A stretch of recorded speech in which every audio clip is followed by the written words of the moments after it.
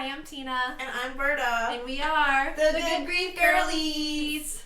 Today we are recording episode 3, and we will be talking about the second stage of grief being anger. Yes. Before we can talk about anger, before we're going to talk about that, we got to light our candle.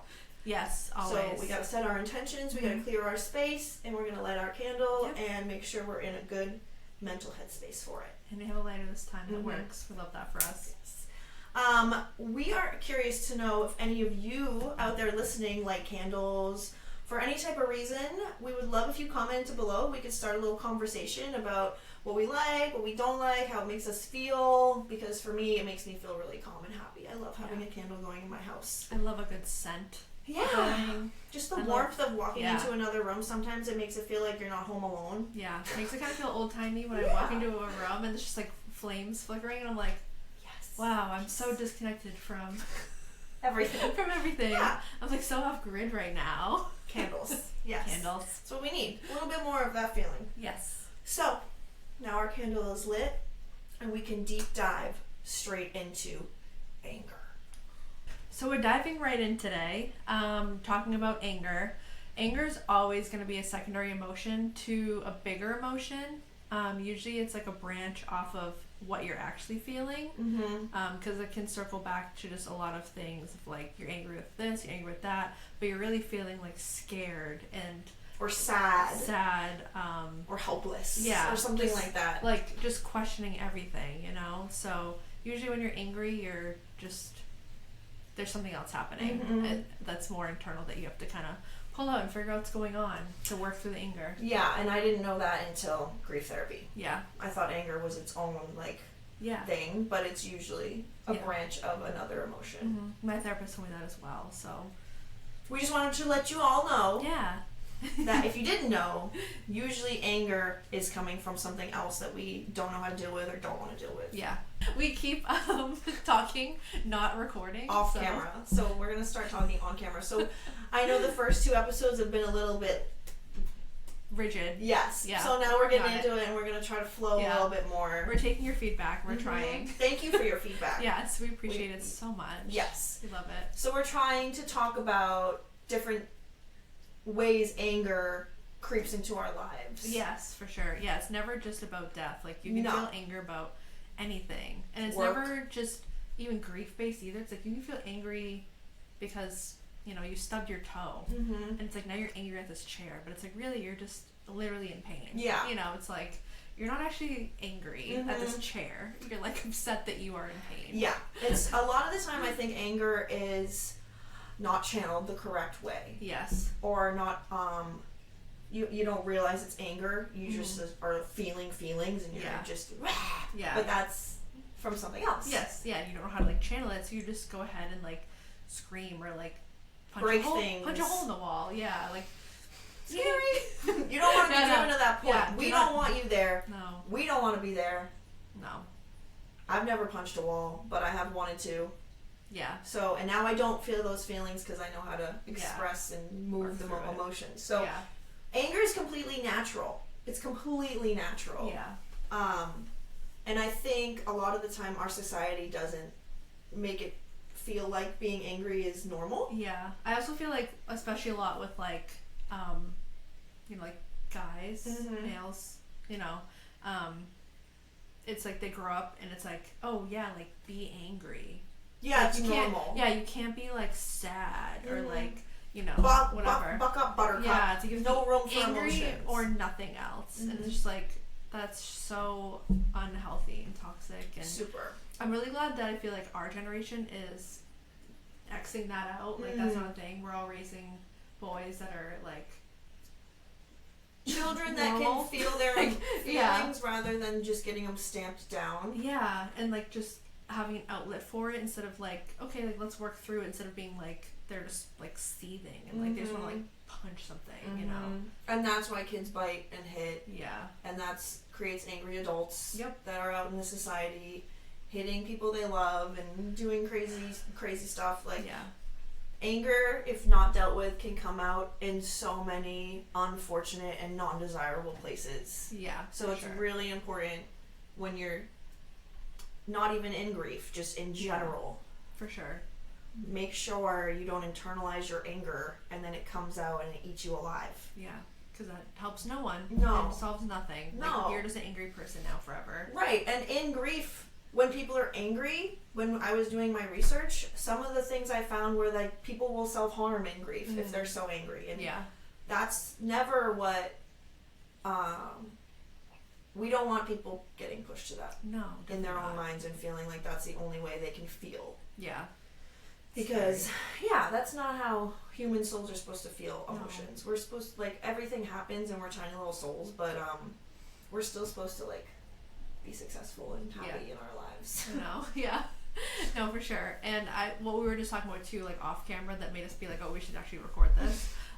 We were talking about how, we're both so like angry with our government and everyone that's like involved with just it. The state of the world. Yeah, the world, like all of it, like we're like literally in a war and everyone's just like la la la la. And I feel grief like, about that. What is happening? Yeah, like this is not what I was promised. And told, and I mean, I'm sure a lot of people feel like that, like major grief for America. Yeah, no. And the world. We all grew up being like, America's awesome, and like best. All these awesome songs we get to sing and like whatever, and patriotic and whatever, and now we're like adults and we're like it makes me really sad.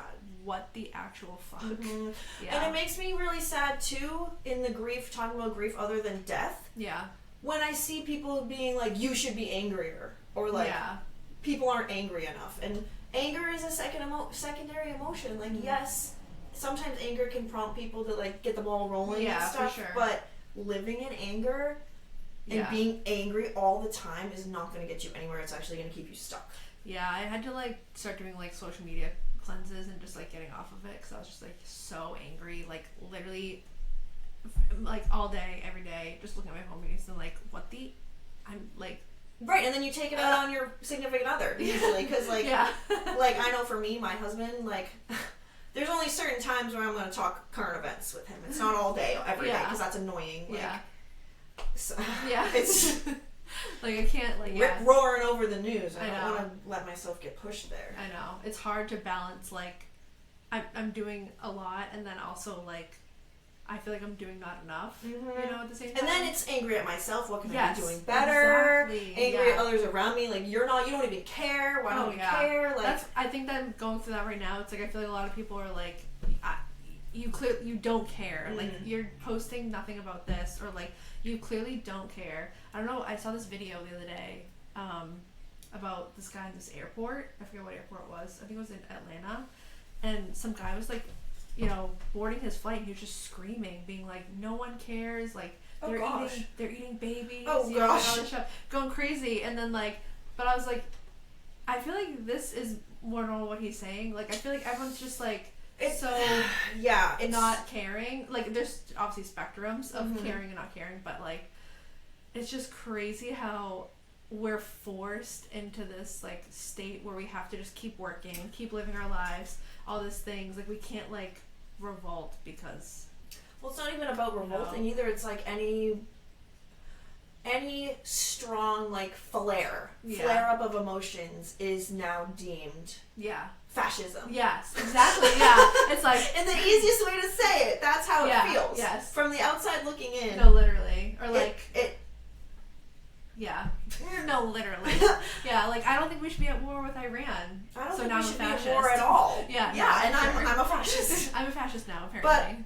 But like, there's a lot of anger and grief, major grief for me personally, around thinking about my country. That I used to adore celebrating 4th of July, and I remember having this conversation with someone who immigrated here and is a citizen now. And we were talking about how sometimes they hear native-born Americans talking so much shit about America and all this shit. And he's like, you're choosing to be here, though. Like, you're choosing to be a citizen here. So what are you going to do about it, or are you going to bounce? I would love to bounce. You know what I mean? So, it's like that, like hearing someone else's perspective, like coming from their country, immigrating here, living here, being a citizen here now, and they also question what's going on, but now they're an American citizen. They chose America as their country. Right. So it's like, yeah, that must be so weird. So weird. Yeah. And probably full of sorrow, yeah, which definitely. is grief. Yeah. I don't know. Yeah. It's crazy. So this is the point we're making. Not all grief is about people dying. Yeah. In this case, it's like the death of our belief in our political system. Yeah. And that's huge because our whole country, our government runs our country. Right. So like, what the fuck? Yeah. Yeah. So a lot of times with anger, it causes like frustration, irritability, like you're just so angry at yourself or others, you know, whether it be like people, healthcare workers, the like, person who passed or the relationship that ended or the job or whatever, or even like jumping into like religion, like questioning like your belief in God or what's the point, higher power of whatever you believe in. So I think a lot of times that happens. Like I was never super like into like God. Me neither. Yeah. Like growing up, like we like went to church and like I made my first communion, whatever. So it's like the whole thing. But I think I was never like, yeah, that's real. Right. Once you had your choice. Yeah. Yeah. But like I think for me, like first of all losing my dad at such a young age, and then my mom losing her, and I just remember being like so angry, being like, obviously like God's not real because like why would he do this to me? Like this is fucked. Interesting. And then like make my mom sick and suffer, you know? Right. Which that how could there be a God if this is what's happening? Right, yeah, for sure. That definitely made me question a lot. Did you start going to church after your dad passed, or was it always part of your life? It was always part of my life. Okay, yeah. Interesting. So I was gonna say maybe like if it happened after, it would have been like your mom trying to find something for you guys or her. But if it was always part of your life. We started. Well, yeah, my dad never got like baptized or anything. Like he was never brought up religious. My mom kind of was, I guess. Like my grandparents were. But they don't like go to church. They were never like church every Sunday. Yeah, they were just like we believe in God and we pray sometimes. Right. Yeah. But yeah, so yeah, it's always been kind of part of my life, and like I still will go to church if I like. If it's like a reason for it. Like I don't just go on my own. Like I'll go. Right. You never feel moved to go by yourself. No, absolutely not. The only time I went into a church by myself was literally just because it was so pretty. It was St.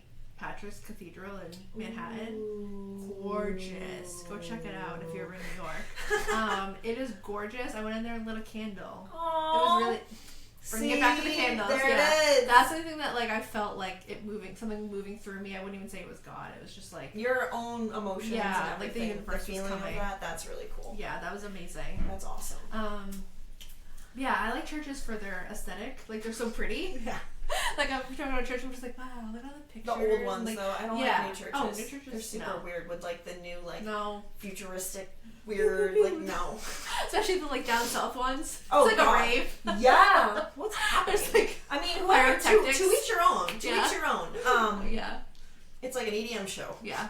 Oh my God, yeah. I remember feeling angry not at. So when Mike passed, I wasn't angry at him. I was angry at myself. Me too.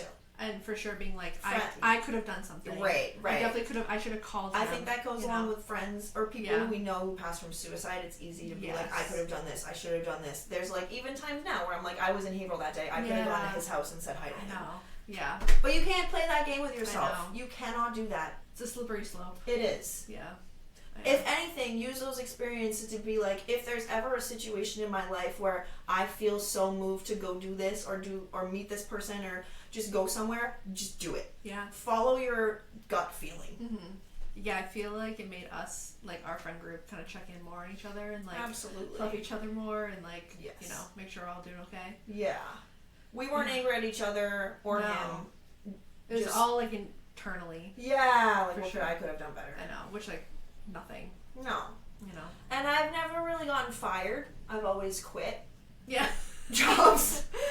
Yeah. So I've never really felt grief around it. It's honestly like even the friends or people from that job, I'll keep in touch with them if I care. Right? If I care enough about you, like I've never felt grief about losing a job. Oh God, no. Never. Absolutely not. Never. Yeah, no, because I think I've always been the one to quit. Yeah. I've never once been fired. Yeah. Look at us. I don't think. I think I like... Or, like, I've never felt grief on a relationship. Maybe, like, the waste of time that was. Yeah. Yeah, no. For sure. Or I've definitely felt anger at, like... Oh, yeah. What a waste. What a waste. Of my time. But then that's a secondary emotion as well of, like... What would that be, though? Wasted. Wasted Maybe my just like damn time. Yeah, just sadness. Yeah. Over the lost years of your youth. Yeah, I guess that would be a good one. Yeah. The anger. It's nice being in relationships that induce no anger. Yeah. That's what y'all need. But yeah, no, I feel like with people to like that have passed from like a sickness, it's easy also to like blame the healthcare workers. Definitely. Like I remember like my mom was passing, and even my dad, because he was in the hospital too. I just remember being like, they definitely could have done more. Yeah, like hello, you know? what are they doing? Yeah, like you obviously could have saved her. Like hello, no, and like yeah, that's obviously rough. they couldn't. Right. You know.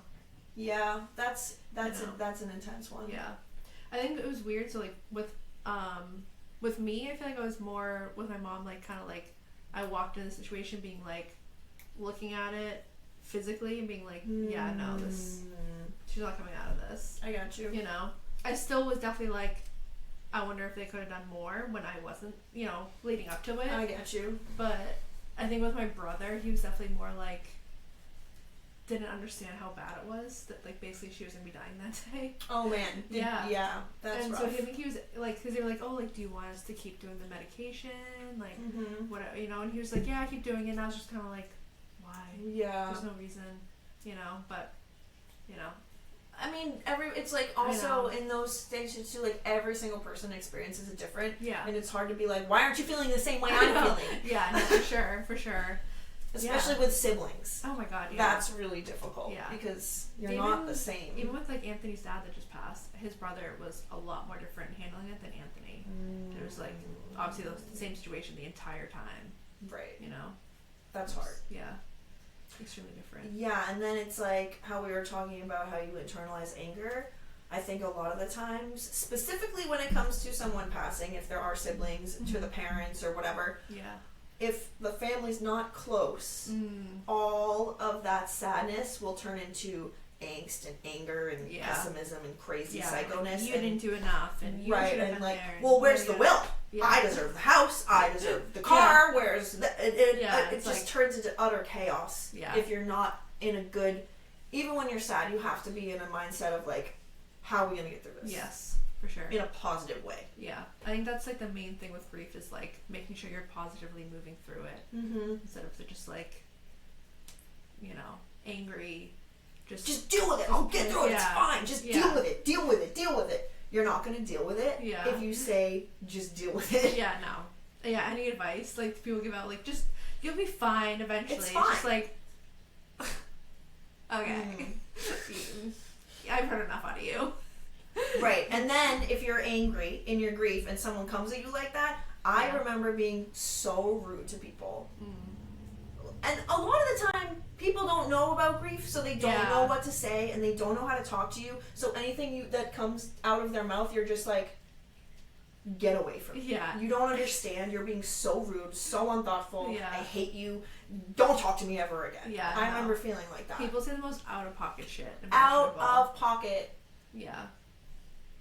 And it's because they're trying to be nice and they have no idea. Or like empathy. Like, America doesn't know how to deal with grief. No. Literally not even a little bit. I think like a lot of us were raised like in that very weird sense of like, just don't talk about it. Yeah. Just don't talk about it and then we'll move through it and then we're just gonna shove that over there and then we're over here now. And it's fine. Everything's fine. And it's like not. It's like Encanto. We don't talk about Bruno. Exactly. No, honestly, like... No, literally! And he wasn't even dead! I know! Oh my god.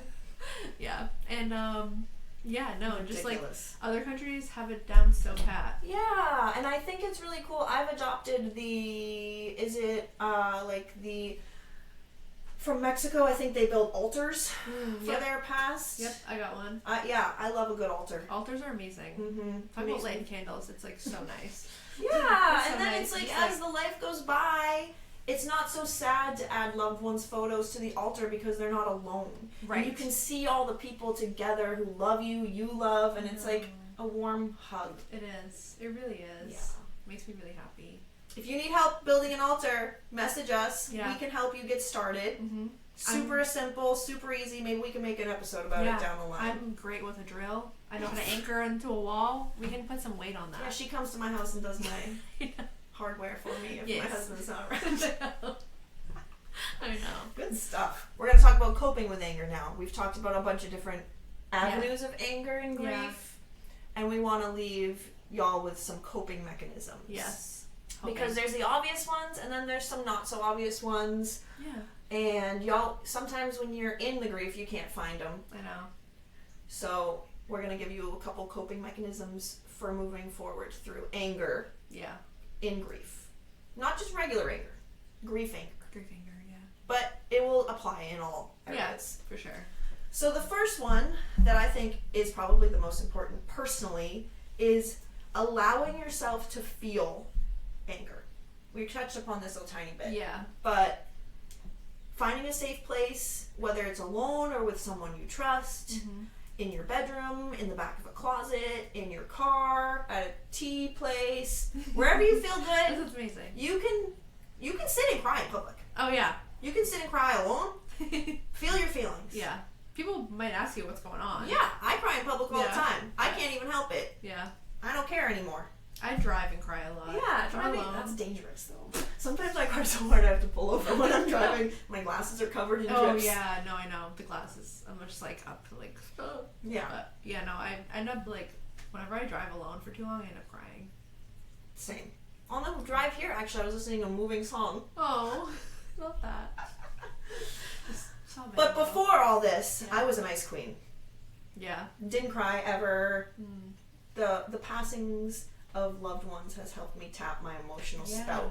I used to never cry that much. And then I feel like I cry a lot. And now it feels good. Crying is actually, I think this is a fact. It moves the emotions through you. Yeah. And that's what we want. Yes. Yeah, crying literally releases like proteins out of your body that like help you, that make you like sad. That's facts. Look that up. I swear to God. We're teaching y'all. Yeah. Yeah. I was actually talking to someone the other day about that. Maybe it was like Teddy, because the girls always, they would just be crying over nothing. I'm like, yeah, it's like scientific, like they're 2 years old. Yeah, like 2 and 3. So they just be crying over nothing. And I'm like, yeah, it's like literally science that like when you're sad about something like deep, heavy, the tears like pool up more and they drop heavier. So it's almost like they drop like quicker.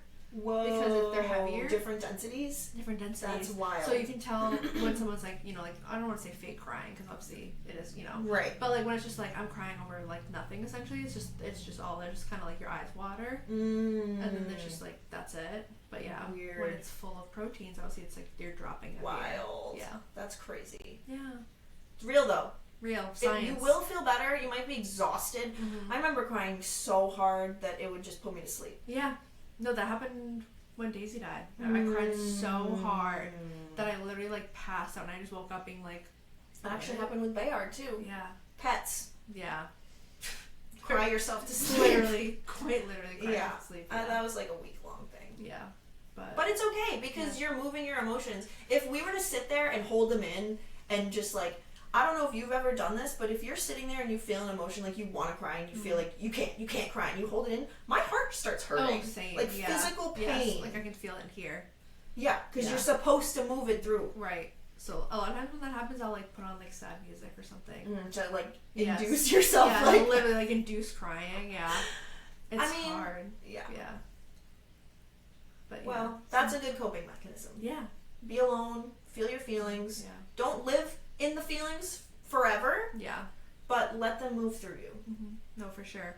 And I feel like a lot of times, like, there's like so many groups too, like whether it's like a grief group for, like a widow or a partner or anything like that, or even like substance abuse like the people that are dealing with it. There's groups for them too, like obviously not just AA. For the people in it, there's groups for like parents, family members, things like that, for, you know, making sure that they're okay too. That there's resources for you. There's so many resources. There really are, because at the end of the day, there's only so many emotions. Every human goes through the array of emotions. Yeah.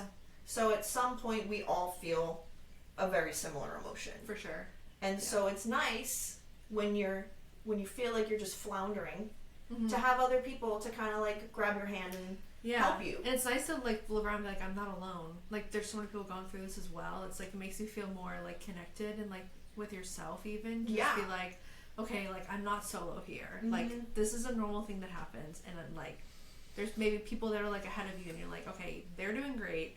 I will be there someday, you know? Yes. Yeah. I remember specifically driving down the road after, I think Mike had passed.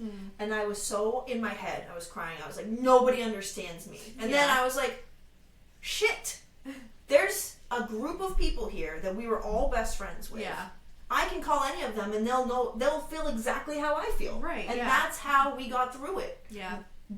Recognizing, oh, I feel really, really fucking sad and I feel alone. I'm not alone. I'm going to call this other person. And even if it's like, hey, can you listen? Can you just listen to me? Or can you just talk about anything? Yeah.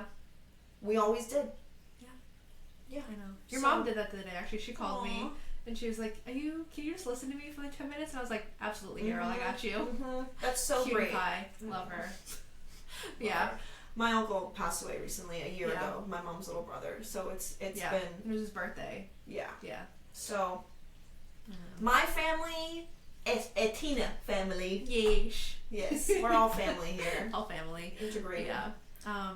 Another way for coping that I think a lot of people don't realize is if there was like a certain hobby or music or art that like a person who passed loved, or like an area that your pet loved to go to, or like a job that made you feel some type of way, like doing a specific thing that made you really happy and now you can't do that. Like there's so many avenues of like doing everything you want to do. Yeah, or even just doing that stuff to like keep busy. Yeah, like, exactly. I've been crafting like crazy to just like not doom scroll.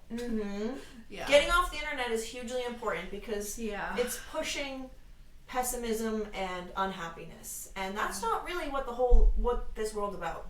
No. Not even close. So, I know part of me is like, I want to stay informed, and then part of me is like, there's so much propaganda online just making it seem like, you know, everything's awful and terrible, like, which it is. But it almost feels like the fear tactic is strong. Yeah, the fear tactic from America is strong with this. Yeah. You know? Strong with this one. Yes. So I think a lot of it's just like, and I feel like there's so many bots online too that like rage bait. Oh, 1,000%. Like so many bots that are like, oh my God. And I'm like, this. Have you seen those graphs of like accounts of in like India or like, Africa or something, and they're all rage baiting Americans? Yes, like, literally. The whole point is to rage bait us. Yeah. We're so susceptible. So it get works. offline. Get offline when you're in grief. Get offline. Yeah. Go outside. Journal. Yeah. Art. Love journaling. Like yoga. Yes. Moving your body. Oh my God, deep breathing. Whenever I do yoga and like at the end where they do the cloth over you, I just like cry so much. I cry so much. It's crazy. That's great though. It's the movement. Yeah. No, yeah. It's like all that movement, and then like you just like stop and then lay down. Even like, so when I do like yoga, that happens a lot. Like I remember the teacher was like, "Are you okay?" No. Like, but even with like what I was saying, like the line, like that like kind of yoga class, like at the end when we lay down, I'm always just like, I just like let gravity take over, and I'm just like, my brain. More people should do that. Yeah. No, seriously. We don't meditation. Have to be, shut off. Go online. Like on YouTube, there's so many like what's that called? Meditation, guided meditation. There's so many things like that. We'll plug some ones that we love. When my dad passed, 45 minutes every single morning. I would wake up.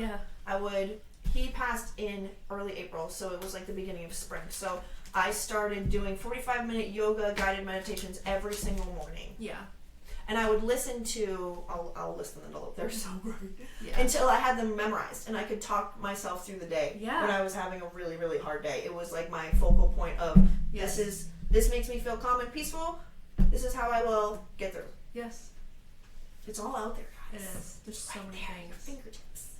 You just have to do it. Yeah. And I think one of the last coping mechanisms we can share today that I think is important too, I feel like you do as well, is your thought process. Yeah. It's changing your cycle is what it said online, but your brain cycle. So your thoughts turn into feelings. Feelings turn into how you live your life. Yes. And then how you live your life is your thoughts. Yeah. So it's a big circle. So if you're having, my day's gonna suck, I feel like shit. Yeah. You get up, you stub your toe. The day's even fucking worse. I hate everything. You go outside. Like, I'm crashing out. If Yeah, I stub myself. right. And so the day just gets worse and worse and Yeah. worse and worse, and you feel horrible. You're pissed. Yeah. Pissed. But if you're like, oh, silly me. I'm such an idiot. I need to slow down. Yeah. I'm gonna sit down for a second and let my toe stop throbbing and not keep whirlwinding around. Yeah. Because generally, that's what happened to me. I used to be and move so fast. Oh I my would God, whack yeah. my elbows, Yeah. my knees. I would have bruises all over And, like, myself. your nervous system is just in such high drive that you're Yes. just like tweaking. Tweaking Yeah. out. Everyone needs to like calm down. I see so many things that's like calm down, and I'm like, I need to start doing that. Like, Take a breath. you're like brushing your teeth. Like, I'm such a like, I go crazy brushing. Yeah. It's like, slow the fuck down. Yeah. There's Let's- really no hurry. Yeah. Like wiping stuff down. It's like, you just wipe it slower, you know? Or whatever, you know? I remember one time I was like restringing up one of my plants, and like, I don't even know what happened. I think I was going like crazy. I was definitely in like a manic mode, yeah. And like one of the pieces broke off, and like it was like a probably like 20-foot long thing, and I was just like, because I was like moving too fast. Yeah. And then something happened where I stabbed myself in the eye, like through my glasses, and I was just like, freaking I give out. up. No, I was like literally like in my living room, just like in tears, just like freaking out. I was just like, I've been there. Look back, and he's just like, okay. No, I'm not good. I'm not okay. No, seriously. You know, like, everybody's like, calm down. Like, relax your shoulders. Calm down. I'll realize I'm frowning sometimes, and it's like, Oh girl, my God, why are yeah. you frowning? Oh, yeah, no, I have insane frown lines now. So we're just like, Relax that. There you go. We have covered a lot on anger today. If anyone wants more on anger, we're going to wrap it up. But feel free to check out On Death and Dying with the 5 stages of grief, or any of the links we're going to post below where we got our information. But feel free to just simply Google grief, anger, 2nd stage of grief. yeah. There's so much information out there. So many resources. Yeah, we'll link some stuff. Yeah, for sure, people who are experiencing grief are not gatekeeping how to No. get through it. We want others to succeed. Yeah. So yeah, we're gonna wrap up our episode today on anger. Thanks for hanging out with us. And let us know what you thought. If you liked us yapping more. If you liked, like, us being The more flow. structured. Yeah. Yeah. Like, I feel like a lot of people said we need to yap more. So we We're yapped. great at yapping. All right. We are The Good Grief Girlies. See you later, guys.